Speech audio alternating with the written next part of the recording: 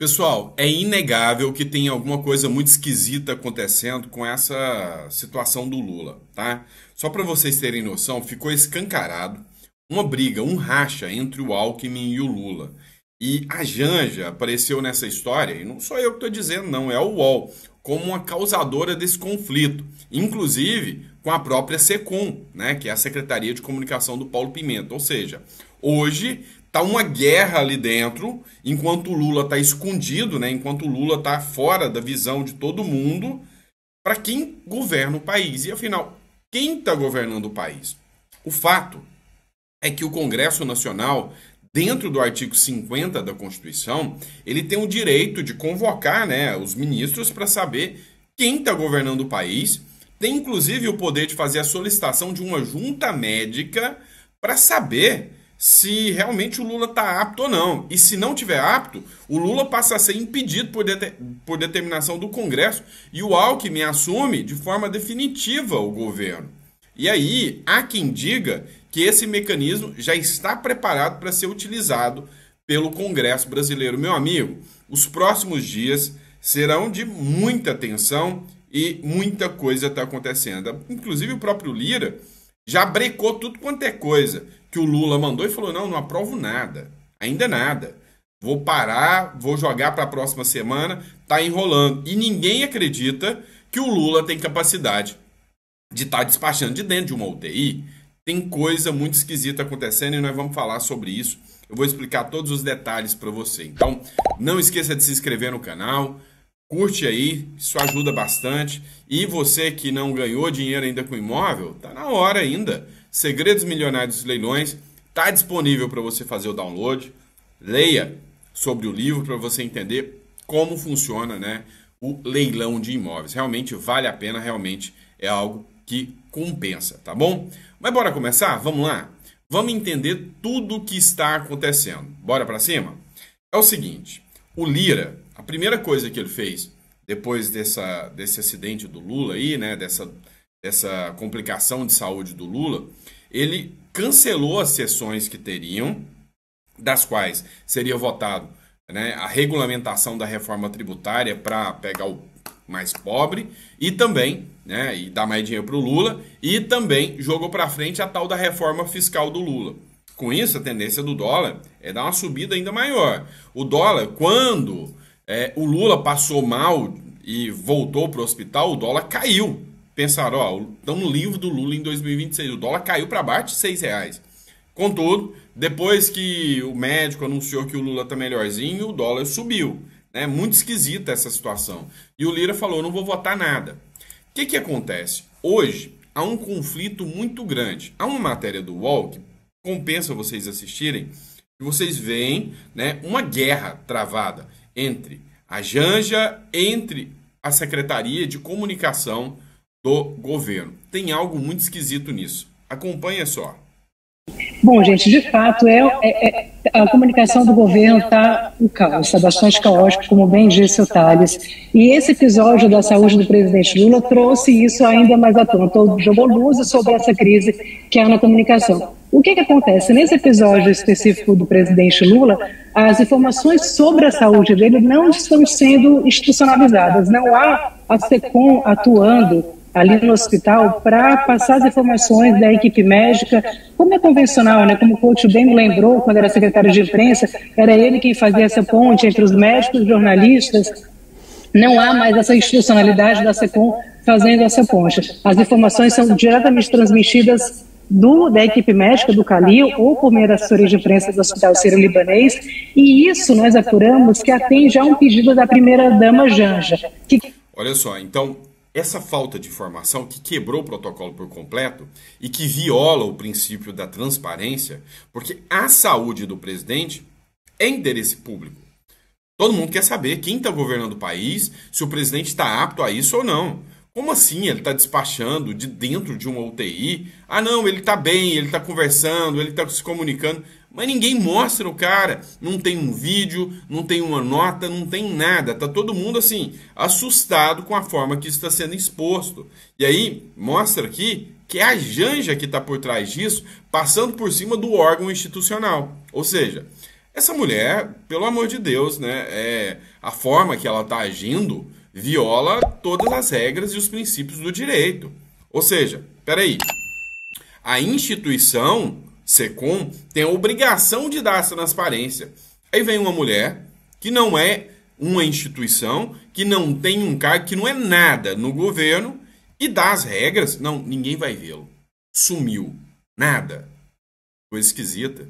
E quer ser por fora dessa comunicação sobre a saúde do presidente. Né? Há ali uma tensão muito evidente em Brasília entre a primeira-dama de um lado e a SECOM de outro. É uma tensão que é, obviamente, negada pelo ministro Paulo Pimenta. Eu conversei com ele ontem, ele negou que haja esse clima, né, de guerra ali na SECOM, negou também muito que se fala, que nós já apuramos, que a Janja funciona como uma espécie de eminência parda da área digital do governo. Ele nega que isso ocorra e diz que todos os méritos e possíveis problemas da SECOM são responsabilidade dele e de mais ninguém, mas o fato é que há, sim, uma tensão que envolve a Janja de um lado e envolve assessores pessoais do presidente Lula de outro, e que culminou nesse episódio agora relacionado à saúde do presidente Lula. A gente está nessa situação em que as informações não são, como de hábito, transmitidas pelo secretário de imprensa ou pela comunicação do governo, mas diretamente pelo hospital e pela equipe médica, o que cria também algumas situações bastante complicadas, né?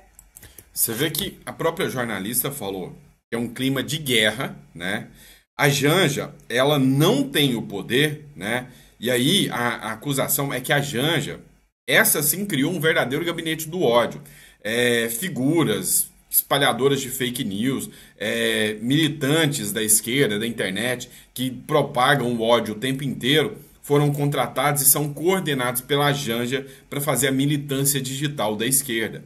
E aí, de certa forma, ela que é esse papel do Paulo Pimenta e está jogando o Paulo Pimenta. Então, o clima dentro do governo, principalmente com essa situação do governo, é um clima de guerra. O José Neumann, que é um jornalista super respeitado, ele fez uma análise. Por que, né, que não substituiu o Lula até agora pelo Alckmin? Dá uma olhada no que ele fala. É interessante. O Lula está numa uma convalescença de uma operação no cérebro, no crânio. E tem o secretário de imprensa, que é o porta-voz do próprio Lula, para dizer que o Lula não precisa ser substituído. Quem disse? Quem disse que o Lula tem condições mentais, intelectuais e até físicas de ocupar o poder num momento de crise como esse? Quem disse? Para que existe o vice? Para quê? Quem é que se deixa enganar por essa falácia? Não pode. Isso é o próprio autogolpe. É o maior autogolpe que eu já vi na vida de um sujeito. No hospital, sem condições sequer de conversar, decidindo através do seu porta-voz quem fica e quem não fica. E o próprio vice caladinho para não arrumar confusão. Está escrito na Constituição que o vice está lá para substituir. Para que outra coisa o vice está previsto onde? Que o presidente, hospitalizado, sem condições sequer de conversar, de receber as pessoas, não ser as pessoas mais íntimas, tem condições de governar. E quantos minutos o país é obrigado a ficar a seco, como está a seco? O Lula está no hospital, só recebe pessoas da sua maior intimidade, autorizadíssimas, e, no entanto, não tem ninguém governando no Brasil. Meus amigos, tá duro de aguentar essas coisas, viu? Bom, mas eu vou ficando por aqui, viu? Vamos lá, vamos entender, né? Tem a obrigação legal do Alckmin assumir no caso da impossibilidade de um presidente. Um presidente não consegue governar de uma UTI. É brincar demais com a cara do brasileiro, é achar que o brasileiro é idiota demais, que um senhor de 80 anos de idade vai ter competência para estar, né, governando o país e vendo, né, despachando, recebendo, sancionando leis, sabe? Isso é ridículo, é insano. Mas aí, eu achei interessante aqui, né, essa análise aqui do Eduardo Bisto. Ele falou o seguinte: olha, há uma guerra entre o Alckmin e o Lula. E por que o Lula não quer de forma alguma que o Alckmin assuma? Escuta o que ele fala.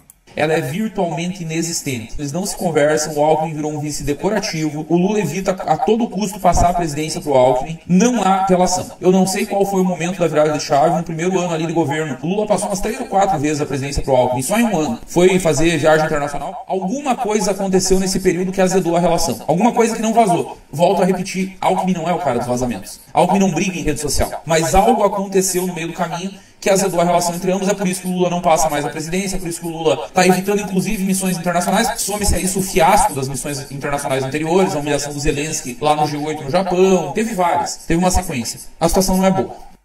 Pois é, o Eduardo Bisotto ele informa aqui, a relação entre o Alckmin e o Lula não é boa. O que a gente tem hoje é uma percepção de que o Lula e o Alckmin, né, estão rachados.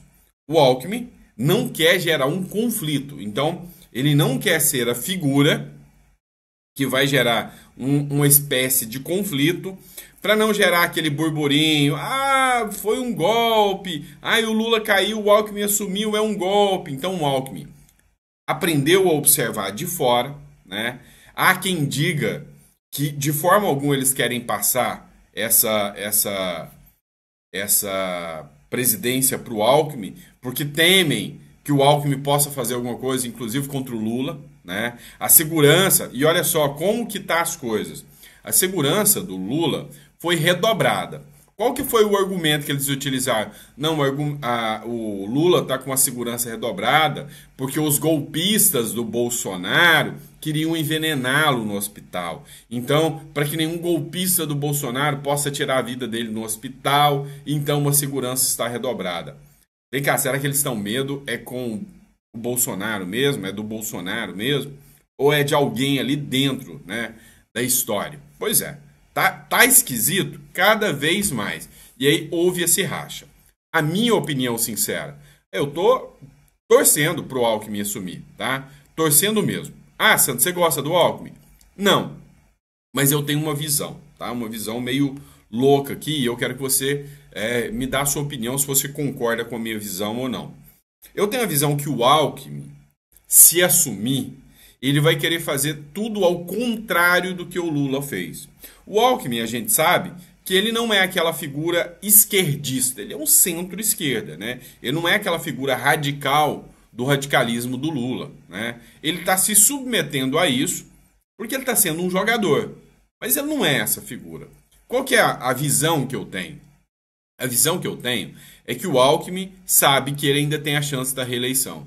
Se o Lula sair e o Alckmin assumir, se o Alckmin assume a presidência, ele vai querer fazer tudo ao contrário. Há quem diga que o Alckmin já sondou Paulo Guedes, né, para saber qual seria a solução da questão econômica no Brasil.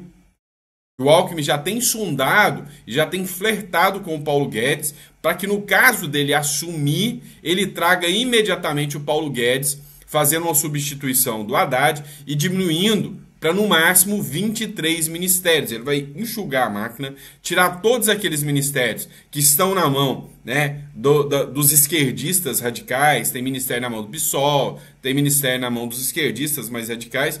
Ele vai tirar todos, vai aglutinar ministérios, criando secretarias com partidos mais do centro e vai fazer, né, realmente a estrutura fiscal, né, o ajuste fiscal que o Lula e o Haddad não fizeram.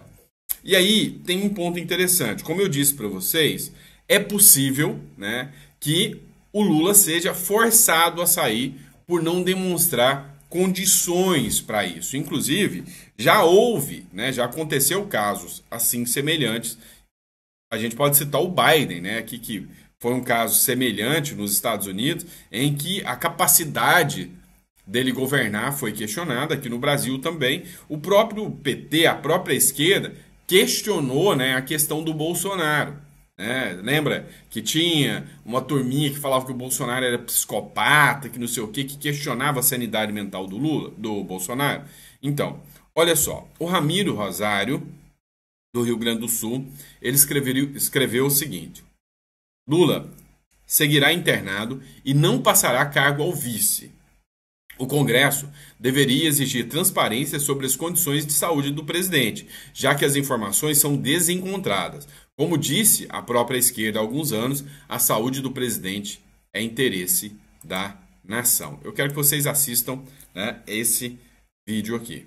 O Congresso pode avaliar a saúde de Lula e decidir pela sua incapacidade para governar? Ele pode ser afastado? Quem assume no lugar? A saúde do presidente é sim de interesse público, especialmente quando há dúvidas sobre a sua capacidade de continuar governando. O Congresso Nacional, nesses casos, tem a competência constitucional prevista no artigo 50 para convocar autoridades vinculadas ao presidente e solicitar com toda transparência esclarecimentos, ainda mais após o presidente passar por uma cirurgia cerebral. Mas, Ramiro, isso já foi feito antes. Olha, nos Estados Unidos existe a 25ª emenda, que permite a avaliação da capacidade presidencial. O Joe Biden mesmo está respondendo por conta da sua clara demência. Aqui no Brasil, curiosamente, a esquerda já tentou fazer esse tipo de procedimento com o ex-presidente ao afirmar que o Bolsonaro não havia se vacinado para o Covid, querendo ver a sua carteira de vacinação. Naquela oportunidade, o Aires Brito disse com todas as letras que a saúde de Bolsonaro era de interesse do país. Temos, portanto, um precedente criado pela própria esquerda.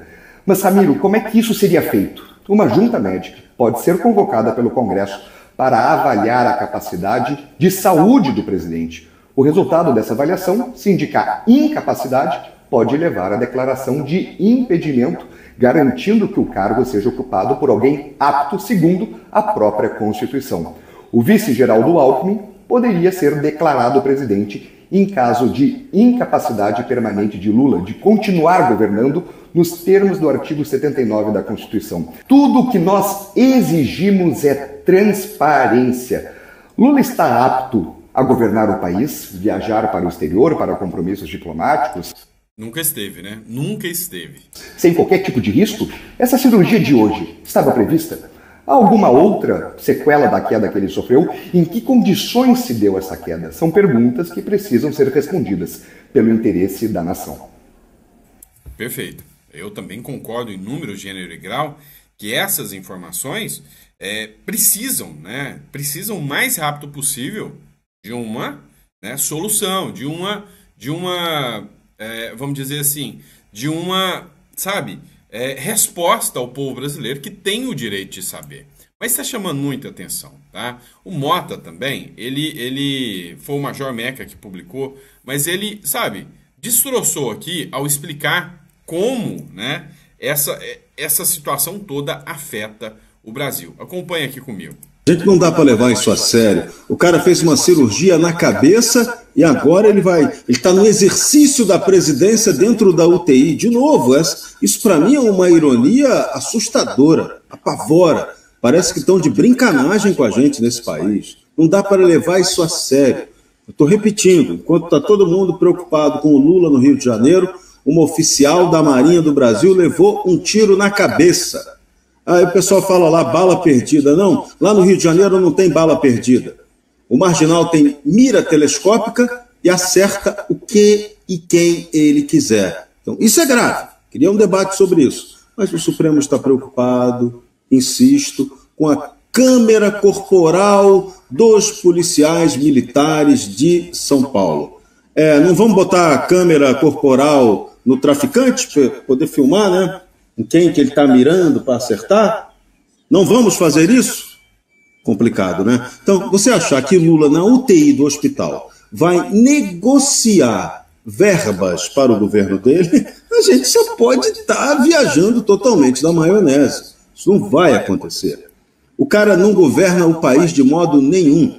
E estando na UTI, ele desgoverna mais ainda. Ele não tem a menor condição de nada, de coisa nenhuma. Então a gente não deveria estar sendo submetido a esse tipo de brincadeira. O PT brinca com a gente o tempo todo. O Lula está brincando de desgovernar esse país, só que essa brincadeira é séria. Ela custa muito caro para a gente. Destroçaram a economia. Aí vem a presidente do PT, Gleisi Hoffmann, fazer gracinha, que hoje o Copom vai aumentar os juros, mas não é para aumentar o juro. Como é que não é para aumentar o juro, Gleisi?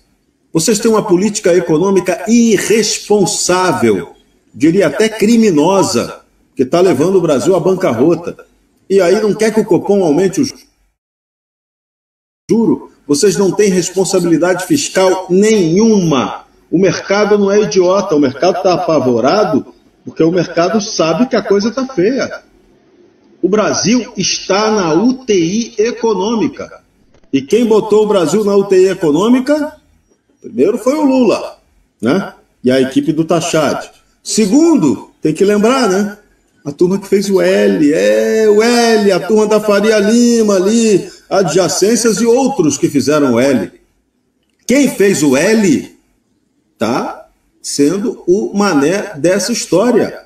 A gente agora tem um país quebrado, um país na UTI, porque a turma fez o L. É isso. Então, esse pessoal vai ter que arcar com esse prejuízo, vai ter que sofrer as consequências desse prejuízo. Ah, mas todo mundo sofre? Sofre, mas que o sofrimento seja maior para esses que fizeram o L. Porque esse daí não tem a menor responsabilidade com nada.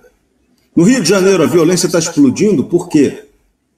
Fizeram o L. Você, aqui no Brasil, a turma prefere fazer o L dos larápios e não o L que deveria ser o L da liberdade. Então a gente paga caro por isso. A gente está indo para falência múltipla institucional, falência da moralidade, da política no Brasil. Isso não é brincadeira, eu vou insistir hoje, o meu mau humor hoje está completo. Tá assim, no seu ápice total. Era para eu estar feliz da vida, fazendo um programa com as minhas musas hoje. Era para eu estar aqui, sorrindo de orelha a orelha, mas não consigo, não dá. Esse noticiário, o que está acontecendo no país hoje, não dá para ficar fazendo nenhuma brincadeira. Eu sou o cara que leva o bom humor, faço brincadeira com tudo que seja possível, mas não está dando pé. Esse governo não tem mais condição. Só que, como é que vamos fazer? Não vamos fazer, tem que esperar a próxima eleição. Tem que aguentar o sofrimento. Você fez o L, o brasileiro tem que aprender que ele tomou uma decisão errada quando promoveu o Lula 3, voltando à cena, né, da boa administração que ele faz. É muito bom gestor, maravilhoso, né? Então, agora aguenta. Para de reclamar. Quem reclama já perdeu. Agora é hora da gente pensar na próxima eleição. Agora é hora da gente pensar nos senadores, nos 2 melhores senadores por estado que nós temos que escolher na próxima eleição. A eleição do Senado em 2026, ela é mais importante que a eleição do presidente da República. Se a gente não eleger uma maioria competente no próximo Senado, pode botar Jesus Cristo de presidente da República, que ele não vai dar jeito nisso aqui. Tá? Pode botar Deus na presidência da República, que ele não vai dar jeito nisso aqui. Me desculpe pela blasfêmia, pela infâmia religiosa, mas não está dando para aturar mais esse país. A gente é obrigado a trabalhar, fazer análise em cima dessa situação que é absolutamente fora do comum.